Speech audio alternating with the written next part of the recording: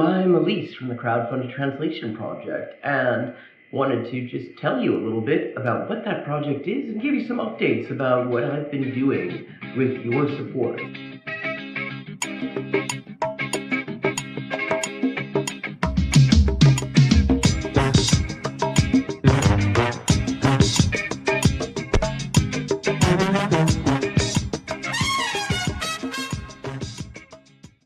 The Inessa Armand project.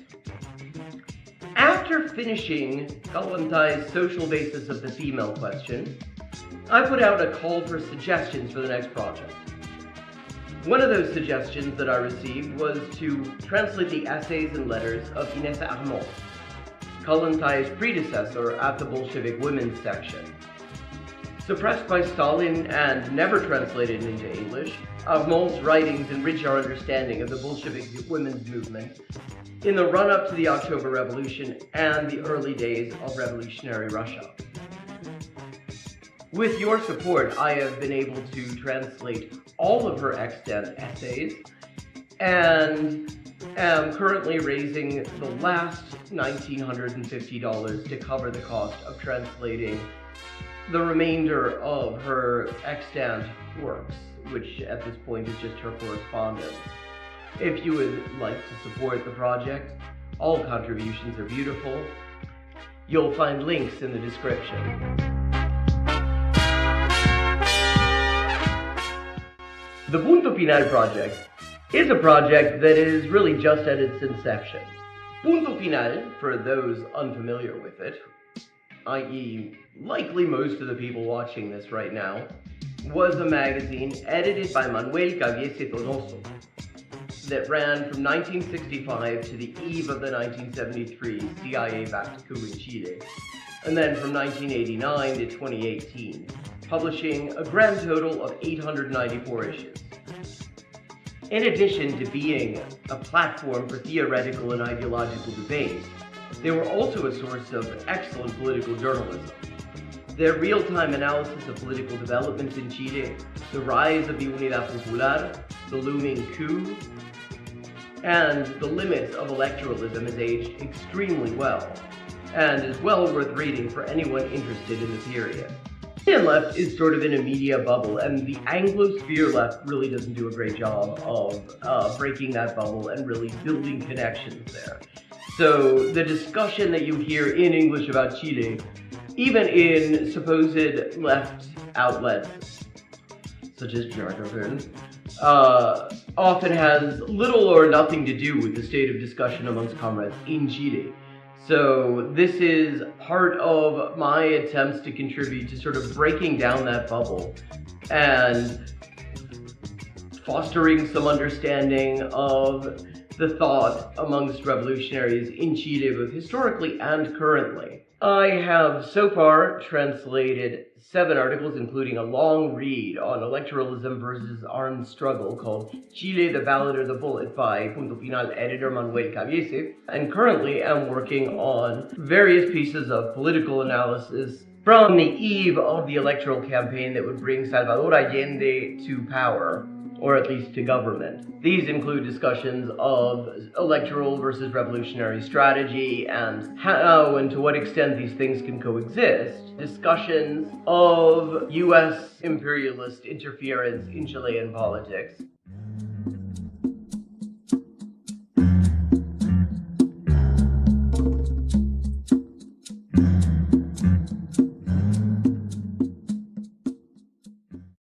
One of the challenges of this project, since its inception, has been getting the word out.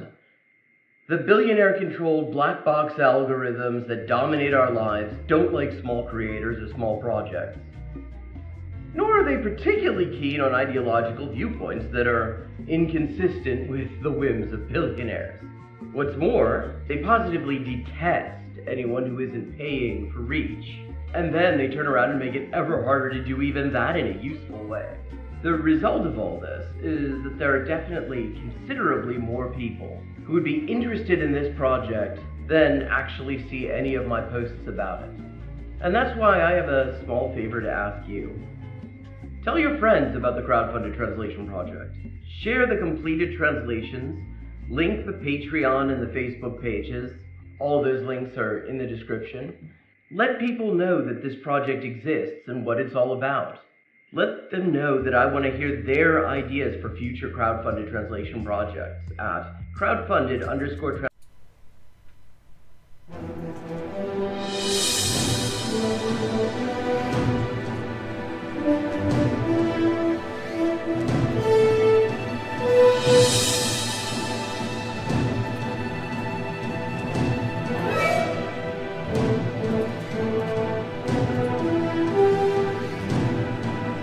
Well, welcome everybody. Be sure to hit the like button. Be sure to hit the subscribe button. I remember in middle school when you felt self-conscious if you were the last one to go through puberty. That really went topsy-turvy, didn't it? Sometimes the Hasbara, it's too much explaining yourself and it's too apologetic. Be sure to hit the notifications bell. I actually do believe Israel won't just bomb countless civilians. Be sure to tweet this out. Be sure to put this up on your Facebook. You have to be kind to people. Being kind is the guys in this mess in the first place. Put this up on your Reddit. Chile is a country. Be sure to cut and paste a link to this to go into your favorite Facebook chat group. It's good to see so many normal people in here. Now, banking isn't just my deep, dark personal secret. It's America's deep, dark secret. I've never seen it explained so simply anywhere. Put this on WhatsApp. Put this on Telegram. Put this on your favorite messenger app. Hello and welcome to the Untitled Anarchist Seagull channel. I'm your host, an Untitled Anarchist Seagull called Elise. And is this a chess stream? Harlem Tragedy. Welcome, Harlem Tragedy. I don't think I've seen you here before. This isn't a chess stream. This is a stream by somebody who does also play chess, but I don't play chess on the stream. But yeah, so this is a stream where we look at bullshit, basically. We examine bullshit, we make fun of its purveyors, analyze it, do all sorts of things, and this time what we're going to be looking at is Imperial Cope, because there's a lot of it going around at the moment. And bonsoir, Adrien. Let me see if my tea is ready for me to drink it now.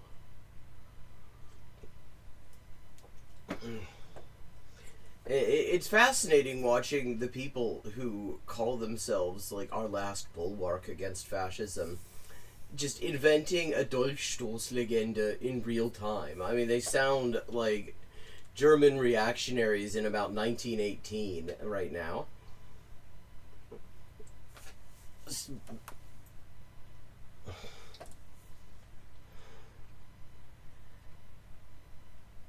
And so I thought we might get started. We have Chris Murphy here having a normal one. The genocidal senator has a video out called The Iran Deal, Humiliation and Surrender. And yeah, no, the deal isn't the humiliation, Chris. The military defeat is the humiliation. Because one of the things, this is going to be a continuing theme, is this idea that the defeat is the deal. Not the fact that the U.S. was just militarily defeated and therefore had to sign a deal that is, it amounts to eating a fair bit of shit, a well-deserved shit dinner. But no, the idea is that this is like, the deal itself is the defeat. Because nobody can admit that the U.S. empire just fucking lost one. I have long wanted this war with Iran to end every single day. We're about to see how much. Because there are people now, Democrats in Congress, who are saying that they want to vote against the deal, which is to say they want to vote for prolonging the war.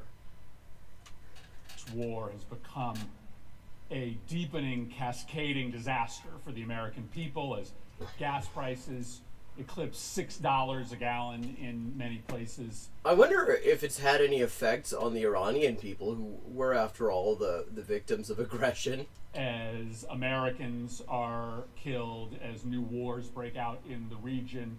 I know, it's kind of all one war, really, when you get down to it. Farms go bankrupt with the ballooning diesel prices. Every single day this war has gone on, it has become a worse debacle for the United States. No, this is a really interesting thing. First of all, the way he's saying that there. Because what he's saying here is not actually that the war shouldn't have happened, that the war was wrong. He's saying that it went badly for the U.S. It's been a debacle for the U.S. Which is why none of the Democrats in Congress actually made any serious attempt to stop this shit. The American people. And so I have been prepared to swallow basically any deal to end the war. Okay. This proposition is about to be tested. And my desire is still to stop this war. I knew the deal was likely going to be bad. I knew the deal was likely going to be humiliating for the this is where the Homer meme comes in. It's the best deal you're going to get from now on. The United States of America. But I didn't know it was going to be this humiliating. I didn't know the deal was going to be this bad. That is really surprising, because literally nothing in that deal is unexpected. The aggressor is usually expected to pay for reconstruction.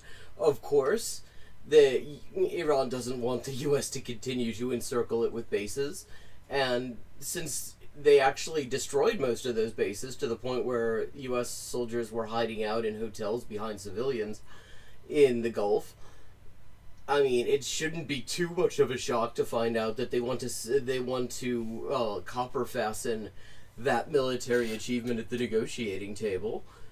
I mean, none of this should be too surprising. This is all stuff that they've been pretty clear on for a long time. The war needs to end. Okay, but I think this man is about to like some big butts, and he can lie. Basically, upon any terms.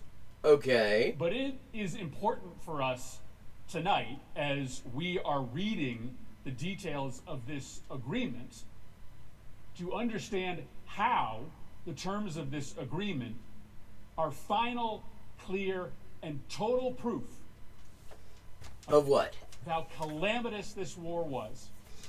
And since this war was kind of the logical conclusion of decades of threatening Iran and carrying out hybrid warfare against Iran and making just clearly intimidatory gestures toward Iran, it almost sounds like maybe 47 years of the U.S. Terrorizing Iran might have just been calamitous, and maybe all of it was bad and shouldn't have happened. Is that what you're saying, Chris?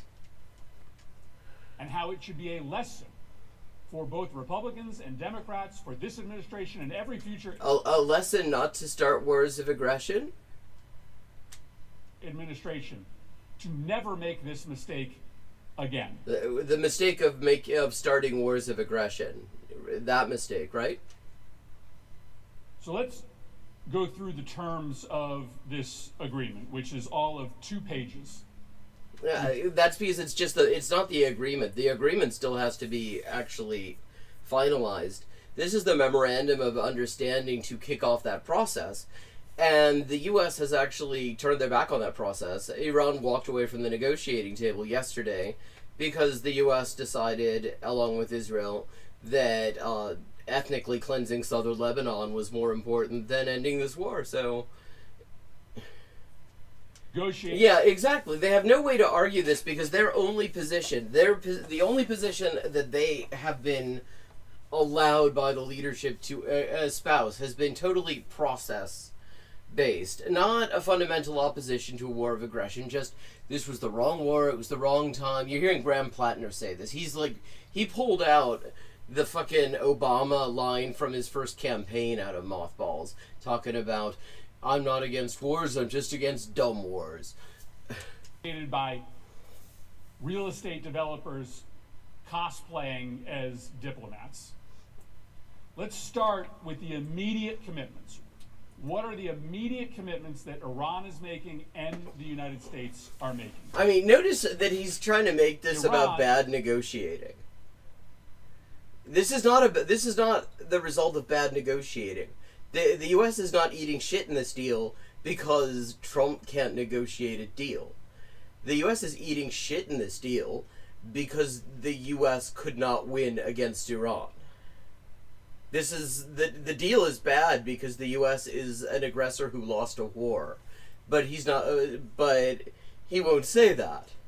Is making no new commitments.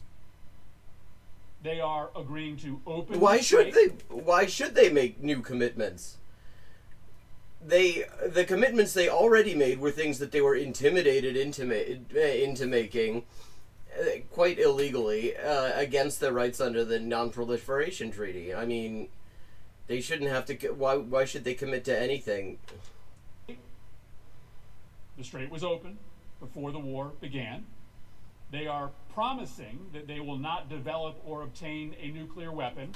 No, which is, I mean, it's interesting that he admits that's not a new commitment, because that's true. It's not a new commitment. The U.S. intelligence community, for over 20 years now, has repeatedly stated their assessment that that Iran does not have a nuclear weapons program, does not intend to create a nuclear weapons program, and does not have nuclear weapons. Iran has a fatwa against developing nuclear weapons that declares them barbaric and un-Islamic. One of the first things that the U.S. did in this war was to assassinate the guy who wrote the fatwa against nuclear weapons. So, really, under these circumstances, it's a fucking gift that Iran is willing to stick with that. I mean, there definitely are people fairly highly placed in, like, the Iranian parliament who have been saying since the so-called 12-day war that it's time to reevaluate that commitment, because what the fuck are they doing? This is just leaving them vulnerable to the U.S. But of course now it turns out actually the conventional deterrent works pretty well. They had already promised that before the war began, and they are agreeing to talk about restraining their nuclear research program. Yeah, which they should. They're under no obligation to do either. Why the fuck would they restrain it? They need to develop nuclear energy for civilian purposes. They have every right to do that. The U.S. has no right to stop them, and the U.S. just lost the fucking war, so shut the fuck up. They were willing to talk about that prior to the war beginning. So, Iran is making no new commitments. Why would they? Like, of course they wouldn't. That did not exist before the war. Before the war, they committed to keep the strait open. Before the war, they committed to develop no nuclear weapons. I mean, it's worth noting before the war, their position had been, if the U.S. does this shit again, after the 12-day war, they said one of the things that would be on the table if the U.S. decided to try it on again was to shut down the Strait of Hormuz, because obviously that would be a thing that they would do, because it's one of their most important pieces of leverage. Talk about the rest of their nuclear research program. What is the United States committing to in this agreement? Well, it's a little hard to decipher because it's not that hard to decipher. The terms, but we're going to see we're going to see him pretend not to understand it. I guess. Either mistakenly or deliberately fuzzy, but we at least know that the United States is committing immediately to release all oil sanctions. Okay, so giving back money the U.S. stole from Iran. That's not a new commitment. That's a pre-existing obligation the U.S. had. The U.S. had no right to that money in the first place. And to let Iran trade oil for free. Yeah. The U.S. What do you mean for free? The fucking hell, like the U.S. doesn't have a right to just be a fucking bridge troll on other people's oil deals. Iran has a right to trade oil. Everybody has a right to trade fucking oil. Like, the U.S. doesn't get to fucking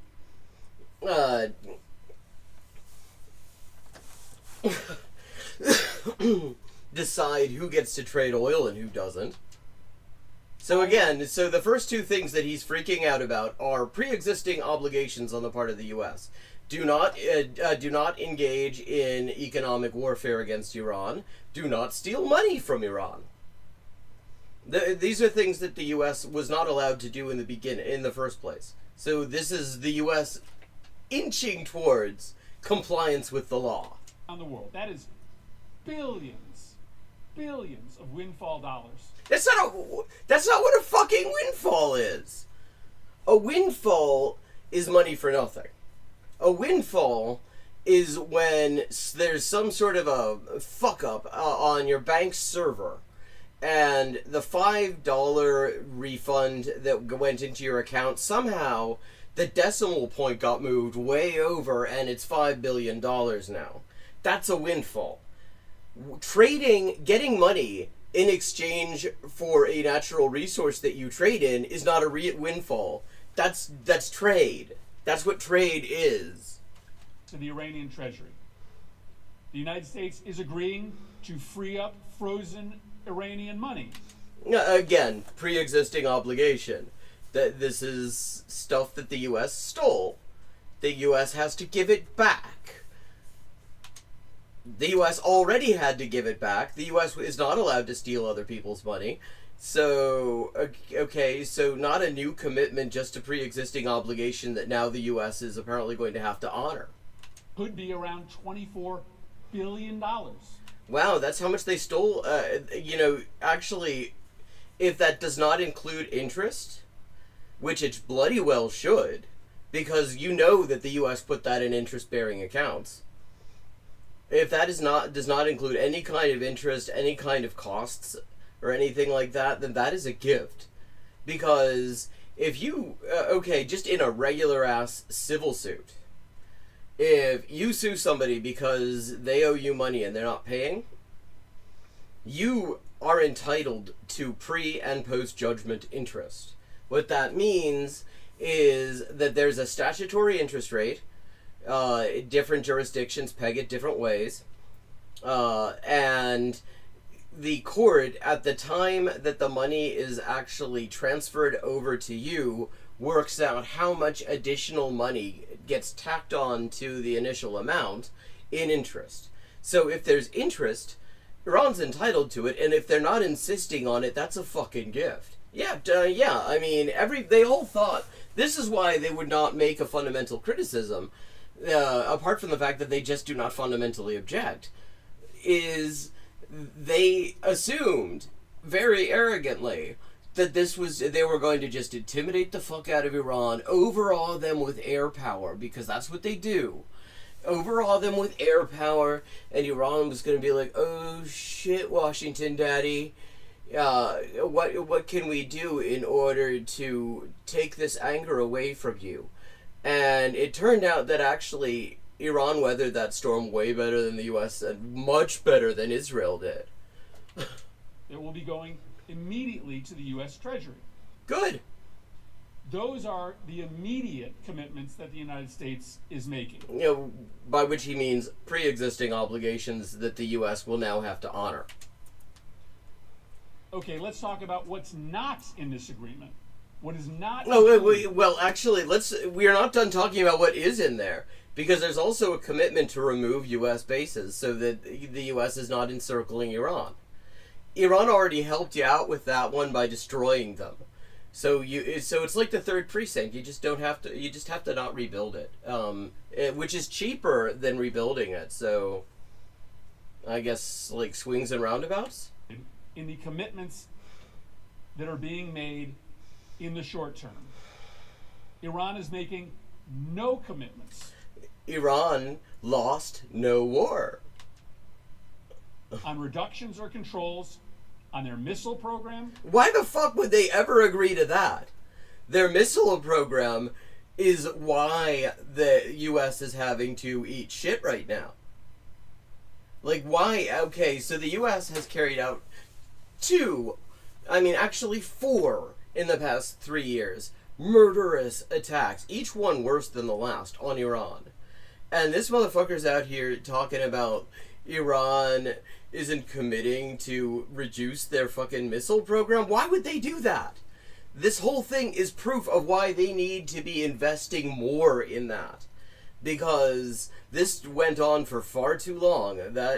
Chris Murphy is right about that. It went on far too long, and it could have been shorter if they had better missiles. Why the fuck would they ever agree to reduce their main means of self-defense? The only reason you even include that in the deal, it's like when they put denuclearization in as a precondition for any kind of talks with North Korea. The only reason you put that in there is that you know they're going to say no, and you want them to say no. That's also why they kept on talking about disarmament with the Palestinian resistance. And the Palestinian resistance were too clever for them. They said, we agree to certain parts of that, the other stuff we can't. And that was considered just enough. Although, the U.S. and Israel have not followed that ceasefire. This past week, we've reached 1,000 Palestinians in Gaza murdered since the so-called ceasefire started. So, again, just a reminder of how much anyone trusts the U.S. to abide by their agreements. Their drone program or their support for terrorism. By support for terrorism, what he means is support for the only armed force that is defending Lebanon against an invasion that has killed over 3,000 civilians and has razed ancient cities to the ground.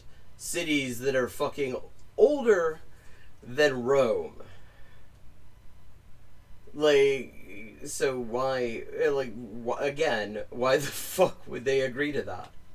In fact, you can see a video today of Donald Trump saying, I think it's cool for Iran to have missiles. Well, that's not exactly what he said. What he said is he could kind of understand it because why wouldn't they have them? They clearly need them.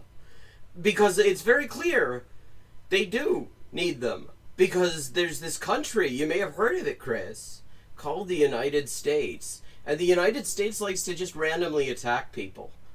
And if you don't have fucking long-range missile capability, then they could fuck you up. But if you do, then you can kind of fuck them up a bit, and maybe you survive it. So, are we really acting like it's a wild... Of course, he wasn't saying that before. Yeah, well, the U.S., these people view the MOU... who knows what they think internally. But with the line they've decided to go with publicly is that the Memorandum of Understanding is the defeat. That Trump should have held out, Trump was a bad negotiator, and that's why Iran is not making any concessions, having won a war that was started by the U.S. So the idea that they're trying to make is that the problem wasn't the war. The problem wasn't that the U.S. was defeated. They do not want to admit that the U.S. was defeated. Because the minute they admit that, they think if they don't admit it, then nobody in the rest of the world is going to notice it. Nobody in Lebanon, nobody in Palestine, nobody in Bolivia, Colombia, Cuba, any place that Haiti, any of the place on the U.S.'s shit list is going to see that and say, wait a second, the U.S. lost. But they're not waiting for fucking Chris Murphy to admit that the U.S. lost the war. Everybody paying attention to that aspect of it already knows the U.S. lost the fucking war. And I think that as much as they pretend that this is some failure of negotiations, I think they also know this is a military defeat, and this is the kind of deal that you make in order to extricate yourself from that sort of a situation. I think it's kind of unfair to say that Iran shouldn't have missiles if everybody else has it. Well, I have to say, fuck that guy, but are you really going to disagree? Oh, we have link spam, and now we do not. Like, when you put it that way, actually, it seems like a pretty reasonable thing. I mean, Israel has fucking nukes. Israel has all kinds of shit. And Israel's been threatening Iran right alongside the US since 1979. So yeah, I mean, maybe Iran should be allowed to maybe Iran has a right to self-defense. Remember, guys like Chris Murphy, really, there's this one country that Chris Murphy and guys like him love to say has a right to self-defense. It's wrong in that particular case because they're talking about self-defense against a population that country is occupying, and that's not how self-defense works. But, like, you're not hearing it here. Said this on TV today. For the last 100 days, Donald Trump and the administration have been telling us that the American people have to sacrifice and go to war and spend billions of dollars and have 13 Americans killed and suffer through... I mean, okay, it's no way that it's just 13. They have been drip-feeding the casualty figures. That is almost certainly going to be much larger. $6 a gallon gas prices because we have to stop Iran from having missiles. Well, last I checked, before that, the U.S. spent the entire 21st century, at least all of the 21st century that we've gotten to see so far, carrying out murderous economic warfare against Iran, specifically in order to stop them developing any kind of military deterrent. I mean, that is a long thing. And yeah, it's true. Nobody in all that time acknowledged that maybe Iran, being a country, has a right to self-defense like all countries do. And that considering that the main threat actors they worry about have a massive missile capacity, that maybe that includes a missile capability. Yeah, I mean, it seems like maybe it was pretty obvious that they had every right to have that from the start, actually. The presiding officer and I have sat in briefings in which we have been told that the point of this war is to destroy Iran's missile capacity. Yes! Yeah, exactly. That was the point. That was the point. And, well, part of the point, anyway. But the thing is, you know, the point of Operation Barbarossa was to take over the entire Soviet Union and use Soviet oil fields in order to take over the rest of Europe and then the rest of the world. That was the point of Operation Barbarossa. But the thing is, that didn't turn out that way. And you know why, actually, you know, Germany ended up eating shit after that? It's 'cause they fucking lost. See, when you lose, by definition, you didn't meet your objectives. That's, yeah. And now the president is saying it just doesn't matter. Well, what else is he going, like, what else is, at this point, it's become very clear that this could actually go on forever, and that Iran is actually kind of more comfortable in this situation than the U.S. is. Especially since actually this war has made them money. I mean, he's talking about a windfall because Iran gets to trade oil without the U.S. exacting a protection fee. But the thing is, actually as a result of the war, Iran started being able to trade oil freely. They've been making money off of this situation. So they could, the fact is they could just last longer.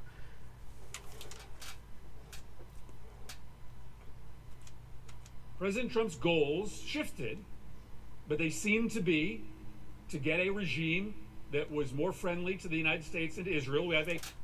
Yeah, I mean, and let's not pretend that's just his goals, because that's been the entire U.S. ruling class's goals for quite a long time. They've been working up to this. I mean, again, I keep pointing this out. I keep harping on this, but it's important. If you look at the 2024 Democratic Party platform, it's all about Trump is not warlike enough against Iran. We will be much more warlike against Iran. We won't be soft on Iran like some people. We will kick Iran's ass. And there was actually an article in Dropsite News not long ago. Some official leaked that actually the Democrats this suits them. They were actually kind of glad to have this happen not on their watch, because they can make speeches like this, but they wanted the war to happen, but they did not want to be the ones responsible for it. Harder line regime now in charge of the country than we did before. We had a doddering 80-year-old Ayatollah. We now have a, frankly, much more capable and much more provocative hardline regime. Yeah, I mean, it's interesting how when you attack people, that sets them against you. Like, I mean, I'm pretty sure, like, if you walk up to Chris Murphy and you just kick his ass, then he will be much friendlier to you. He will be very happy. He will be your best friend then. Because that's the normal thing. That's the normal thing that happens when somebody, like, fucking sucker punches you, is that you love them forever. But Iran has this weird thing where when you go into their country and you murder a bunch of school kids and you bomb a bunch of critical civilian infrastructure, it kind of pisses them off and they don't like you anymore. Isn't that a weird thing? We should do an Orientalism about that. He said he wanted to get rid of the drone program. Drone program is still there. Yeah. I mean, you can see why he wanted to do those things. Yeah, we have an Ayatollah. Well, I mean, they have to deal with him, certainly.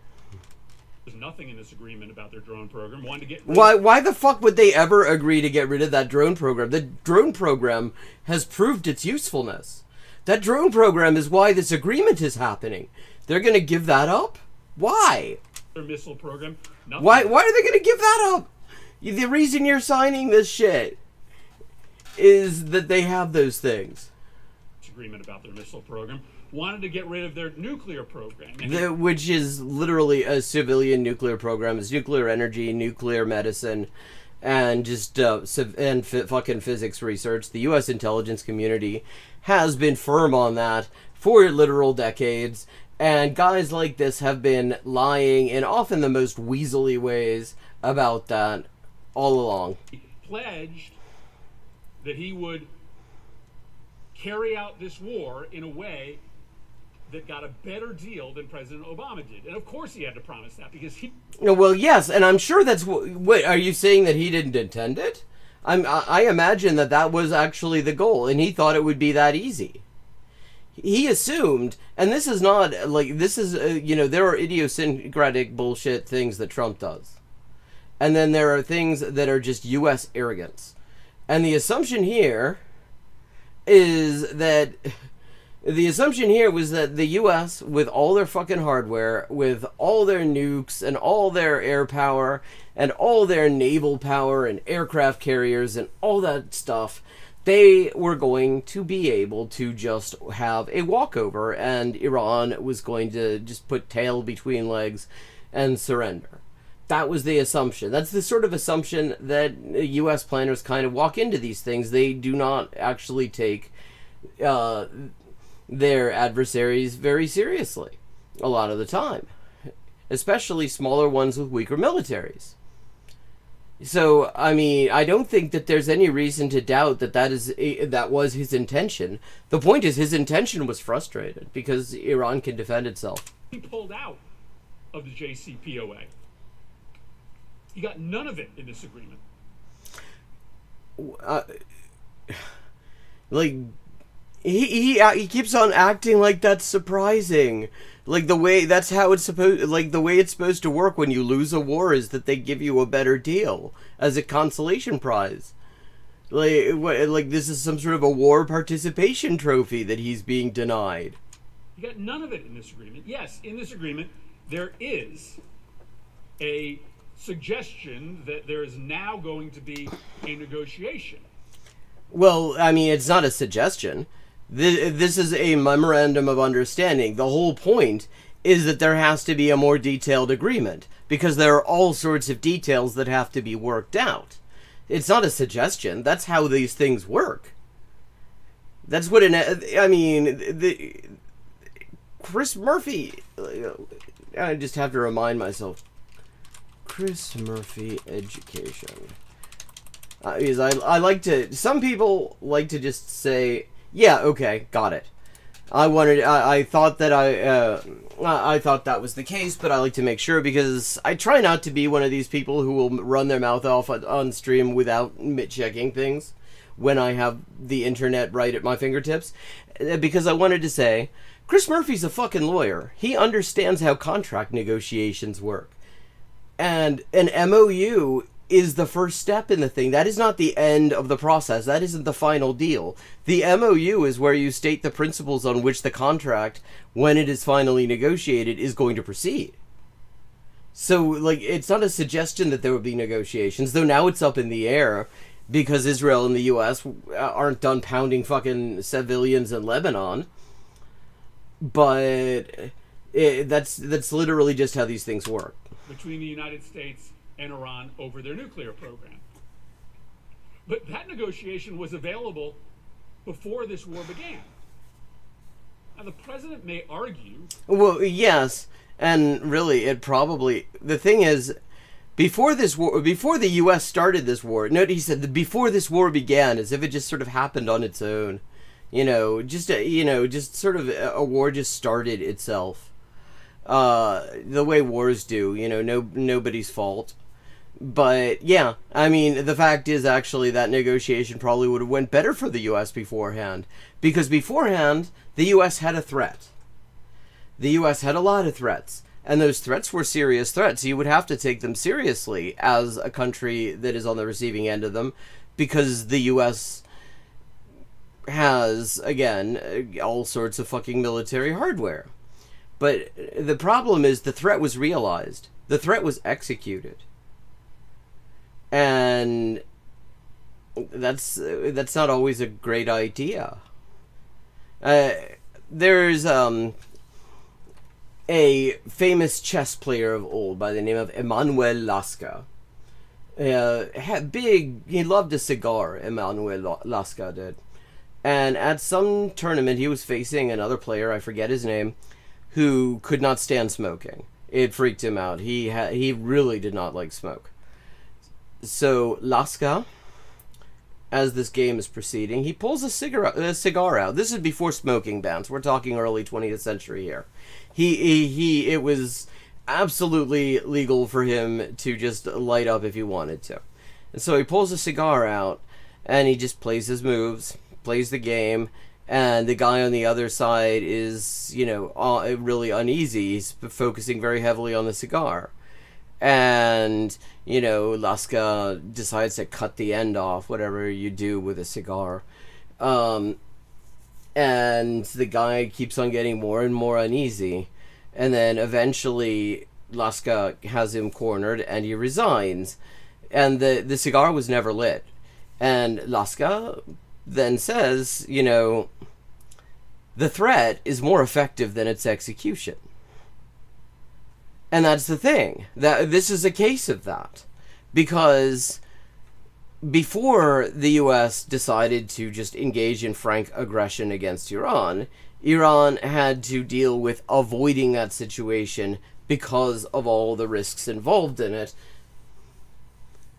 But then the U.S. went and did it anyway, and now it's no longer a threat. It's just a reality, and either you can handle that reality or you can't handle that reality. And it turned out Iran could handle that reality pretty well, actually. So the U.S. lost the threat.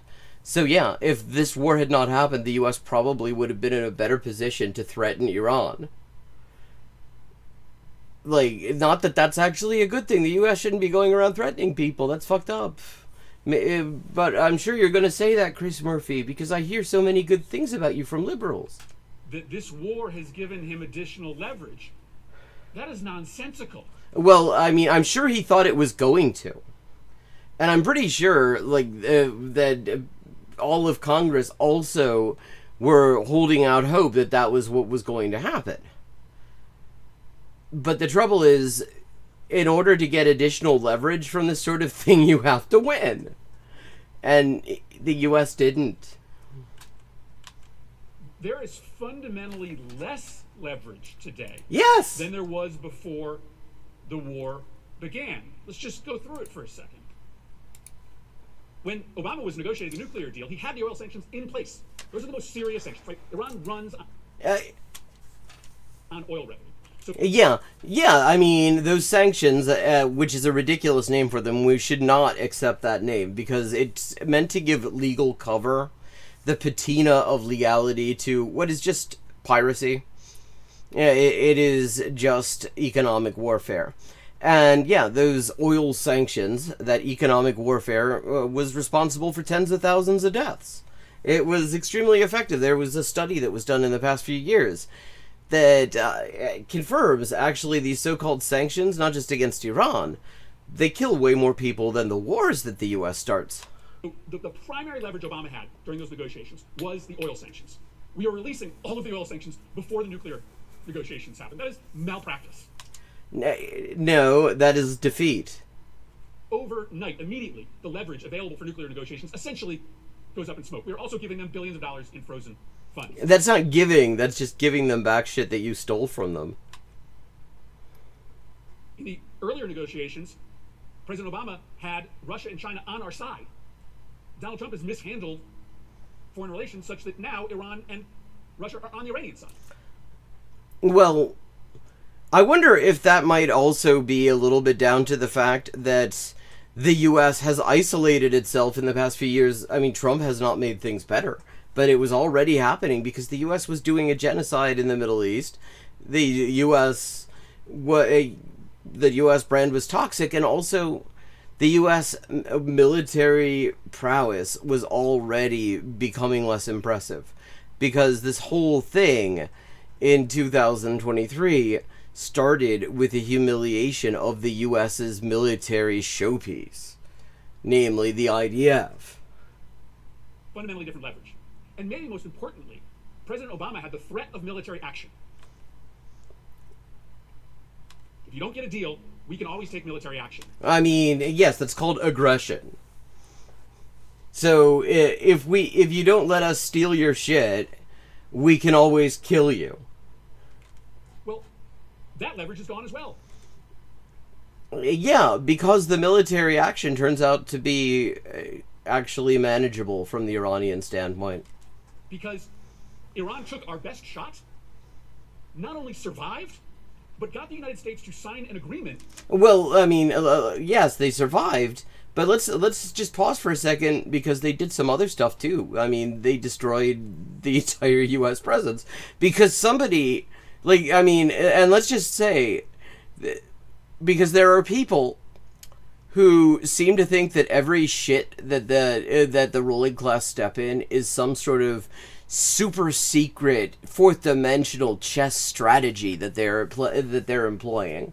There are people, I've been hearing them in the past few days, leftists even, who think that it is impossible for the U.S. ruling class to fuck up. That it is, like, by definition impossible for them to be defeated. And here's the thing. The U.S. has been threatening Iran since 1979. That escalated starting in the 21st century. Really, it really started to escalate following 9/11, though even in the 90s, there was already this, like, WMD bullshit being spread about Iran. The earliest announcements that Iran was months away from a nuclear weapon were in the mid-90s. Now, the U.S. built a whole ring of bases around Iran,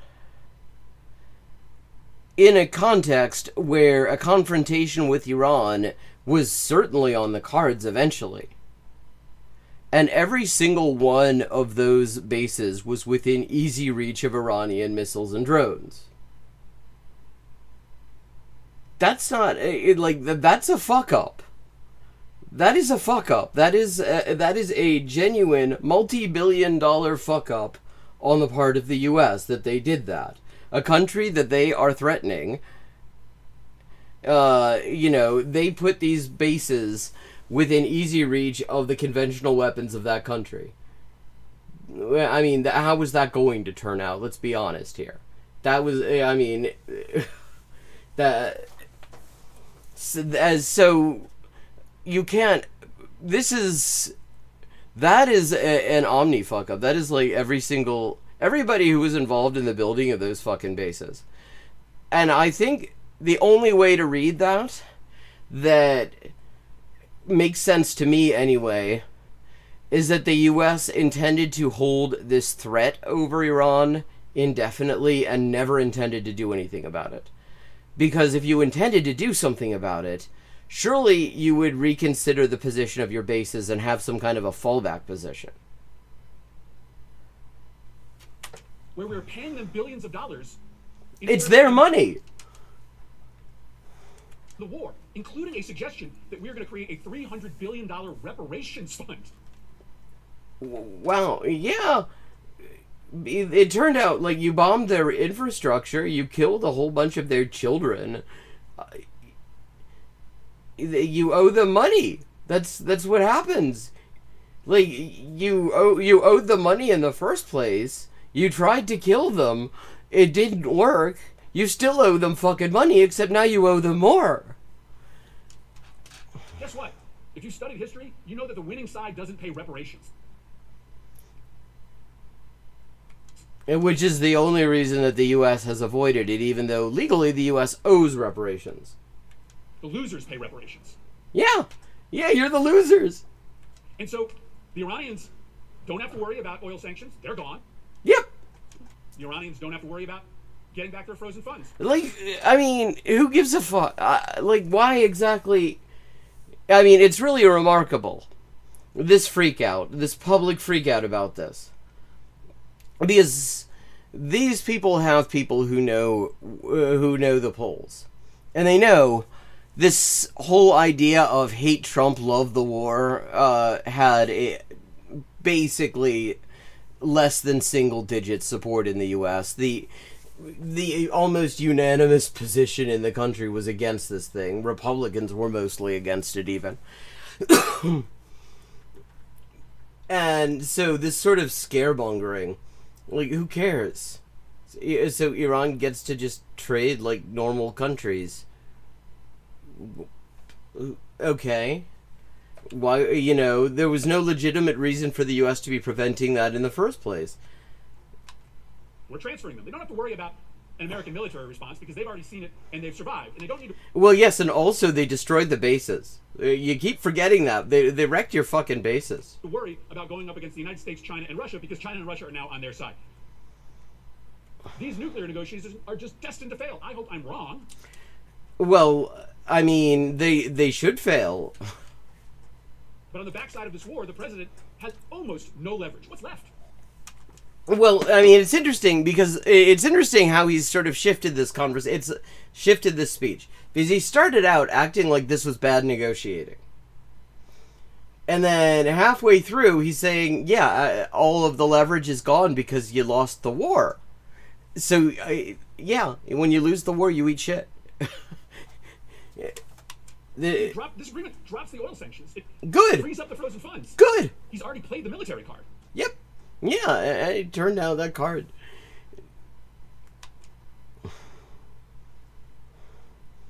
Wasn't worth much. Suggestion in this document that there's going to be a specific negotiation about the enriched uranium that Iran holds. Now, hopefully that negotiation is just them, like, bringing a cake into the room that says, fuck you, we're doing what we want with our uranium. Remember, when Obama was negotiating with Iran, they had 15% enriched uranium. They weren't close to the enrichment capacity to make a bomb. Today they have 60%. Now he's just lying. And he's doing it in a very clever way that shows that he knows he's lying. Because he's avoiding outright saying that they have a nuclear weapons program. Because he clearly knows they don't. But he's doing this in order to scaremonger. 60% enrichment capacity. Because Donald Trump pulled out of the agreement, Iran now has 60%. And everybody knows that to get from 60 to the quality you need to produce a bomb takes a matter of days. Yeah, except they don't have a nuclear weapons program. They've never had a nuclear weapons program. There's a fatwa against it. The U.S. killed the guy who wrote the fatwa. I mean, yeah, so... Iran says in this agreement that they'll talk about the enriched uranium. Look, yeah, I mean, why not? Have a nice little chat. but they're willing to talk about the enriched uranium being degraded to 3%, which is the number in the JCPOA. So they basically sit. Yeah, why exactly would they give you more than that? They aren't required to give you even that much. Signal in this agreement that, yeah, we'll talk about getting rid of our enriched uranium or diluting it, but we're just going to talk about the same thing that we were talking to the Obama administration about. All of this was predictable. Yeah, I mean, Iran actually said that they were going to do these things. I mean, I have to say, I don't know if you could say it was quite as predictable as all this, that the U.S. was going to get their ass kicked as badly as they did. But I wouldn't have bet too heavily against it. All of this was predictable. I've listened to my hardline colleagues argue that the only way to stop Iran from getting a nuclear weapon or to destroy their missiles or to stop their support for terrorism is to go to war with Iran. Well, we went to war with Iran for 100 days. And on the backside of it, they still have their nuclear... Yeah, you lost. We've covered this, Chris. We've covered this. They still have their missiles, they still have their drones, they're still supporting terrorism. Well, no, they're not. They're supporting resistance to Israel. There's a legal right to resist Israel. Israel's invading and occupying other people's countries. You're allowed to shoot back. It didn't work. And most of us knew it wasn't going to work. See, I think you were hedging your bets, or you would have stopped it way earlier. They let it, when they actually had the votes because a bunch of Republicans defected on the War Powers Resolution the first time, they then left it for several weeks. That does not sound like they were trying to stop this thing as soon as possible. That sounds more like they were waiting to see how it played out in order to see if maybe the U.S. would be able to murder enough people in Iran that Iran would just do whatever they say. Most of us said that if you... Like, as unfortunately has happened in Cuba. We will end up in a worse position. And here we are. It's funny how all this talk about ending up in a worse position, that's nowhere to be found in a lot of their policy documents, a lot of their policy speeches on Iran, actually, of the leading Democrats. You don't hear them saying in a lot of their speeches that obviously the U.S. has to just have diplomacy with Iran because military threats are not going to work because Iran can beat us, or whatever. They don't really say that. They were talking about intimidation using the threat of military force. He said it himself. Now, it's worth remembering, actually, just irrelevantly, since nobody gives a shit about international law in these circles, but it's not just the use of force in international affairs that's a crime, it's the threat of force. You're not allowed to intimidate people in order to take their shit. Fundamentally worse position. The entire scope of this agreement basically boils down to a multi-billion-dollar payment to Iran. Well, no, don't forget, it also requires the U.S. to remove their bases. So that Iran... It also requires Israel to get the fuck out of Lebanon. Strait of Hormuz. What a disaster that is. And insult to injury, the text says that Iran promises to open the strait for 10 years? Nope. 5 years? A year? No. Iran says we will open the Strait of Hormuz for 2 months, toll-free. And then after that period of time, we will consult with the government of Oman. Well, yes, it's their territorial waters.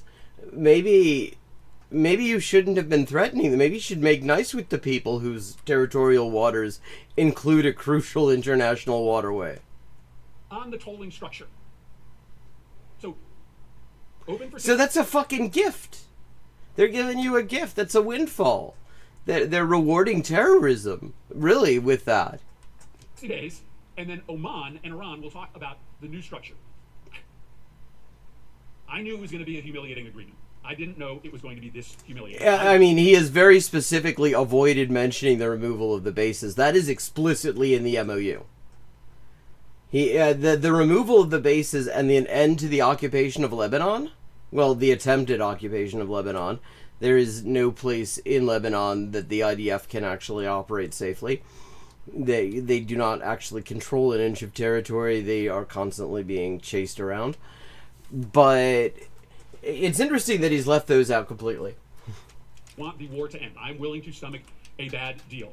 But this agreement exposes what a colossal mistake it was. The biggest foreign policy blunder of 20 years to start this war. And why? Well, maybe goading him into starting of the war was not a great idea then.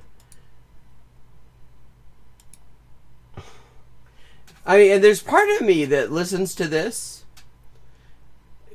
and I can't help thinking, on the one hand, okay, Trump is really quite incompetent.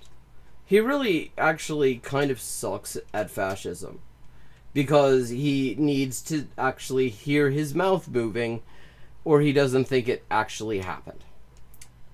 But on the other hand, it's hard not to notice that that in certain areas, what Trump has done is taken bipartisan policy positions to their logical conclusions. This is an example. And completely discredited them in the process. And there's part of me that wonders if that's intentional.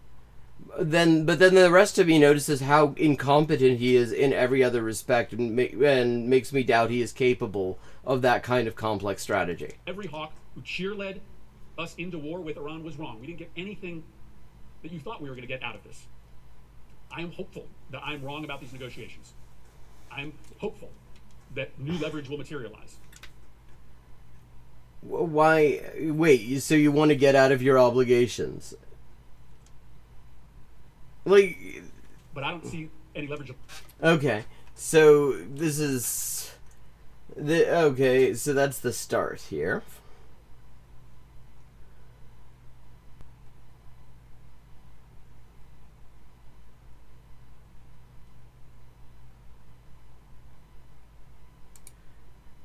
Okay, let's see how David Pacman is taking the news. I'm sure he will give us a measured and thorough analysis for the first time in his whole career. Okay, here we go. I will say, I appreciate that he chapterizes things because he has these long-ass streams, and I don't do that. I keep meaning to do that. I honestly do. I feel like probably more people would watch the stuff if I did. But I can never... I just can't fucking be bothered. It's a lot of work. But, so I appreciate that he does that so I can get straight to the bits that I actually want to talk about. So here we go. Allies are turning as America surrenders. We were told we would win again if... Well, you can be fairly certain. Of course we were told we would win again. They didn't go... The U.S. doesn't start wars to lose them. The U.S. starts wars because they think they can win. In fact, that is official U.S. military doctrine. The U.S. military doctrine is to seek out decisive victories against much weaker enemies. Yeah, he absolutely does have staff that can do chapterizing. And those staff, I mean, that they are doing... They're making quite a sacrifice because they have to watch his shit over and over again. I only watch it once. Donald Trump became president, and we look like the losers because on the... Yeah, well, that's because the U.S. You are the losers. I'm not actually quite sure. Because it looks like it's supposed to be Obama.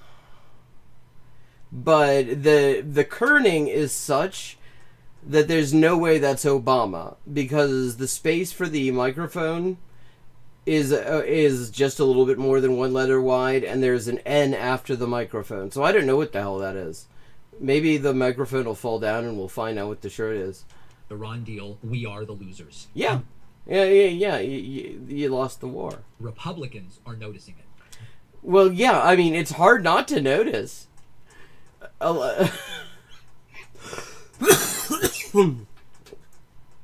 Like, it's not just... It's not the deal. That, again, here we go with this whole thing. Who the fuck's Max Headroom over here? Like, old Max Headroom up on the top right corner here. But it's not the deal that makes this a defeat. It's the defeat that made this deal. These are the sorts of criticisms which really should make this administration nervous. Because if MS Now attacks your deal, fine. If Cory Booker attacks your deal, well, you would expect that. If anti-Trump commentators say this is a flaccid, shriveled deal, then fine. A flaccid, shriveled deal. Again, it'll be interesting to see, because, okay, Chris Murphy buried the admission that this was a military defeat towards the end. But he did say it. It completely vitiated the rest of what he was saying. Because the minute you acknowledge that the U.S. was doing this from a position of having lost the war, it isn't a matter of a bad negotiation. It's just that when you lose the war, you don't get a nice deal. Ask Germany. Twice. But we have former Republican Congressman Trey Gowdy on Fox News going, what exactly did we get here? If Iran lost, why do they get so much stuff? Well, because they didn't lose. I hope this helps. To wait a second and evaluate this thing. Just so people know, these videos have not been vertically compressed. This is the natural appearance of Trey Gowdy. I'm not saying... He also noticed that he looks like fucking Max Headroom. And I am utterly dating myself by making that reference.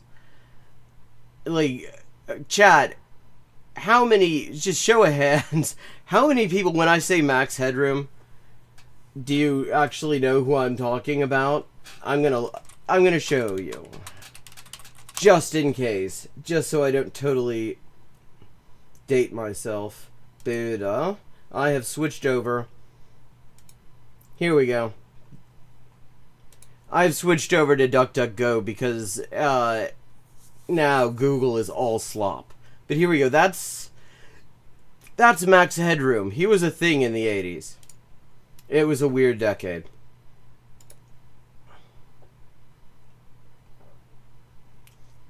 Anything about it one way or the other. Maybe you like the way he looks, maybe he doesn't. But I know when he comes on screen, sometimes people already. I mean, he looks pixelated. He looks like Gen AI actually, but that's probably because two different layers of image compression. But David, you're messing with that video. You're compressing it to make his face seem narrow. We are not. Okay, let's take a listen to what. It's not the narrowness though. It's the smoothness. It's this weird sort of nylon smoothness and the Max Headroom hair. Qatari or from Saudi Arabia and not us is still going to be used for weapons, and I'm pretty sure that the lifting of economic sanctions... Gee, I wonder why would Iran ever need weapons? Is there somebody gunning for them? Do they have to worry about being attacked, maybe? Takes place immediately, and I'm pretty sure that the removal of the blockade takes place immediately. So, look, Iran is a richer country as a result of this MOU. Oh, well, no, it's not as a result of the MOU. The MOU is a result of them being more... actually, they're already a richer country as a result of the war. Because the war allowed them to actually start trading in oil again. This is a new status quo created by aggression. Lost the war. That's the part I can't get my head around. They lost. No, they didn't. You can't get your head around it because it's not true. Coming out of this richer with this little phrase called downblend, which they're just going to wait him out and hope for a president that is focused on something else, and then they're going to... yeah, because they didn't lose the... See, the reason... Trey. Très ignorant. Très. Yeah. Yeah, but see, the reason Iran's getting a good deal is they didn't lose the war, honey. They literally didn't lose the war. And because they didn't lose the war, they get a good deal. The U.S. lost the war, so the U.S. gets a shitty deal. It's a shitty deal for the... I mean, it's a good deal for people who don't like the U.S. going around shaking down other countries all the time. It's a good deal from that perspective. I'm kind of happy with it for myself. But... But the reason that they got this deal is because they won the war. Upland again. This is never going to change until you remove it all or remove the regime. Well, yeah. I wonder if anyone tried that recently, Trey. What was after killing all those primary school kids, the U.S. and Israel murdered virtually the entire senior leadership. There were only a couple of people in the top levels of Iranian leadership that survived. Pezeshkian and Ghalibaf. All the other top IRGC people, the supreme leader, all sorts of senior people were killed. virtually the entire leadership is not the same leadership that they had before this, because the U.S. killed them all. So, I mean, this guy's like, why shouldn't... what we really need to do is a regime change in Iran. That's the problem here. We need to do a regime change. They fucking tried! Twice! 2 different versions! They armed a bunch of opposition groups that were willing to work with the U.S., and that didn't work. And then they just decided to assassinate all the top people, and that didn't work either. Like, so, I mean, he's sitting here acting like he's like, wow, hey, you know, what we really need to do is a regime change. Gee, I wonder, why did nobody think of that? Trey Gowdy is not a guy I revere. He's not a guy I even respect. But he's getting... I mean, yeah.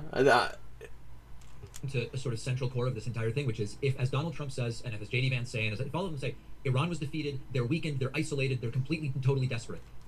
I mean, that's bullshit, obviously.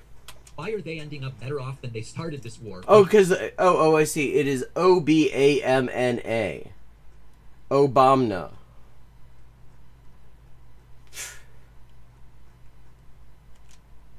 By the way, the war wasn't started by them, it was started by Trump. And well, yeah, nice to see that being acknowledged. Somehow, like, Chris Murphy kind of left that out.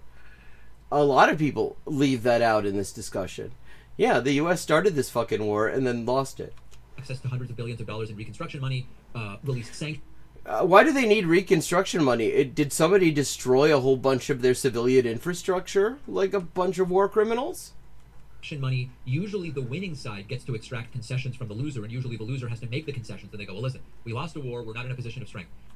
Well, I mean, see, the thing is, and again, I bring up international law despite it being really kind of practically irrelevant, nobody in power follows it, but the whole point of international law after World War II was to get rid of that logic, to get rid of that and to say, regardless of who wins and who loses, we will have a system of determining whether, you know, whether particular actions, not whether they, you know, not whether they were by the losing side or the winning side, but whether they were against international law, whether they were crimes against humanity, whether they were acts of aggression, to determine whether reparations are owed and criminal accountability is required, not based on who wins and who loses and who has bigger guns and shit, but based on some more or less objective criteria. That was the whole point. And the U.S. is the main reason that that isn't happening. The U.S. you know, whatever was left of international law as a concept has been utterly just annihilated by the United States and Israel in the past few years. You wouldn't know about it if you watched David Pakman, because David Pakman doesn't notice these things. Wow, I got a great freeze frame. Look at this facial expression. He looks like somebody just mainlined caffeine into him. I mean, cocaine would work too, I suppose. Seems from the MOU that it's Iran that has all the leverage. Now, what some military analysts are suggesting... Yeah, I mean, it does... is that the United States has really depleted our stock of certain types of missiles. Yeah, not just the U.S. stock either, like internationally. Between the genocide in Gaza and trying to service the missile defenses of the Gulf dictatorships and the U.S. bases in the Gulf and Israel in the past few months, there's a lot of stuff that it will take a very long time to replace. It doesn't appear as though we're successfully beating back Iran's drones. Iran has the willingness and the wherewithal to just kind of keep going. Yeah, exactly, because this is an existential fight for them.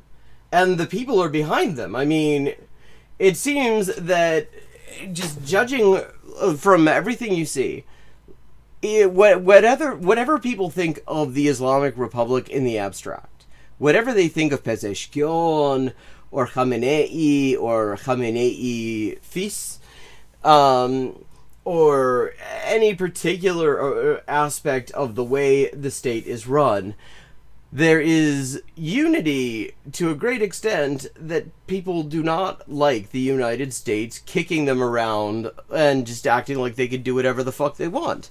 In fact, you have people who are like, non-religious leftist critics of the government, Iranians, who have come back to Iran to like celebrate this moment of like sort of national, the sort of this assertion of sovereignty. This assertion, I've heard it described as an assertion of national dignity. It's a moment of great self-respect for a lot of people from there, no matter what they think of the government, because they're they're being attacked by the most powerful, the most lethal military in the world, as Kamala Harris put it, and they're fighting back. I mean, so yeah, they're in a position, they got quite a lot of goodwill there that they can run on, and clearly they were planning for a long war. Why wouldn't they be? You can't do boots on the ground, so there's sort of like what are you going to do? We're running out of missiles, we're not doing boots on the ground. That gives Iran leverage they would never have had. Well, I mean, also they wrecked all the bases. They actually can, the US can't even safely fly F-35s in there because Iran can shoot at least some of them down. They certainly can shoot down US drones. And meanwhile, Israel's also getting wrecked. So yeah, I mean, and Iran is not harmed by the blockade on the Strait of Hormuz either. Trump started this war in the first place. Gowdy making it very plain and simple. How are we better off? How is the United States better off today? Well, it was never going to be. If you ask how people, if you mean we, and as in the population, if you ask how the population of this country is going to be better off after a war that the U.S. is thinking of starting, the answer is they're never going to be.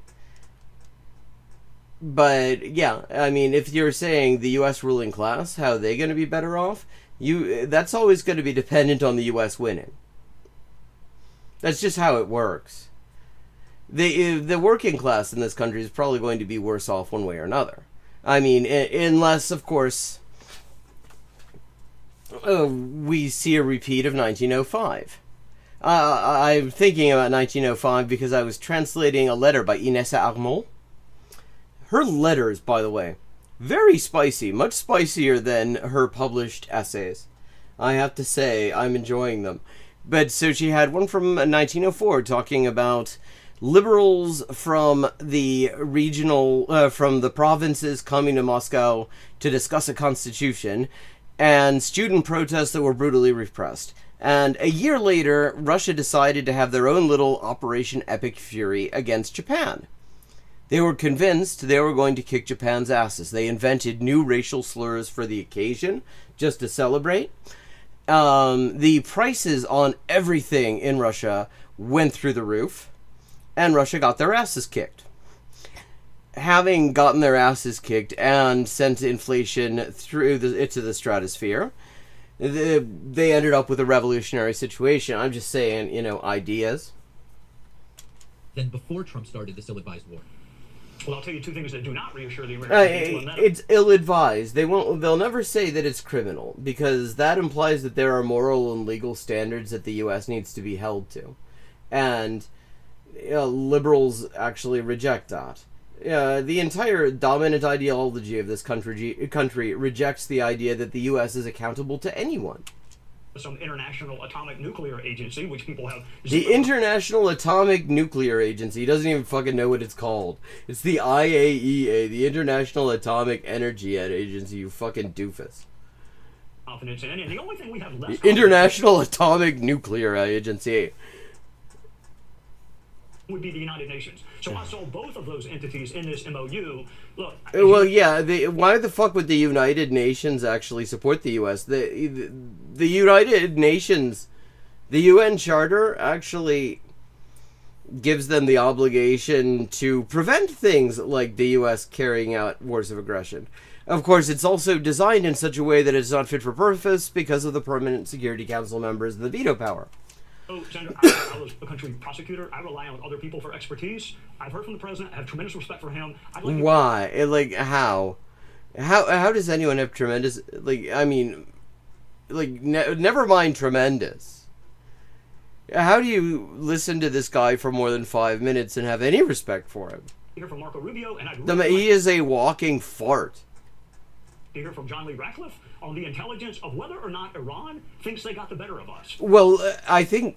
Wait, you need somebody to look into this? I think it's obvious that they did. Because I guarantee we got the best intelligence community in the world. I'd be really interested in what their reaction to this MOU is. Well, okay, it's funny to hear him say that we got the best intelligence community in the world, because in this context, you would think that they don't think very highly of the U.S. intelligence community, because the U.S. intelligence community has been saying for a very long time that Iran doesn't have a nuclear weapons program, and guys like Boy Howdy here, Trey Gowdy, I'm sorry, act like, just completely dismiss the intelligence community when they say that. I can't believe we got this, because we were losing. I mean, we had them, Sandra. We had an economic stranglehold on that country. So you go back to the status quo ante before the blockade, how are we better off? Not. That's the answer. It's a great question, and I know... It's not that good a question. I mean, good questions are questions that are either important or not, don't have obvious answers. This is important, I guess, but the answer is obvious to anyone who thinks about it for a minute and a half, which I guess puts Boy Howdy out of there. A lot of people, when they see and hear Trey Gowdy, they go, man, he sounds like Kermit the Frog, and he looks like his face was compressed into the thickness of a sheet of paper by a vice. But he's saying things that are accurate. What changes can we identify that now make the United States safer? Trump and Vance are arguing... The U.S. was never under a threat from Iran. I mean, that is just such nonsense. Especially now, to actually talk about this, that was the way this was going. The Iran was threatening the U.S. Iran was never fucking threatening the U.S. The U.S. has been threatening Iran, actually. The U.S. just attacked Iran without provocation. The U.S. was never unsafe because of Iran. Iran wasn't a threat to the U.S. But I just noticed the time. It is time for me to wrap up. Thank you to everyone who joined in. I hope you enjoyed the stream. I will be back at 11:30 p.m. U.S. Eastern Time tomorrow for more. Have a good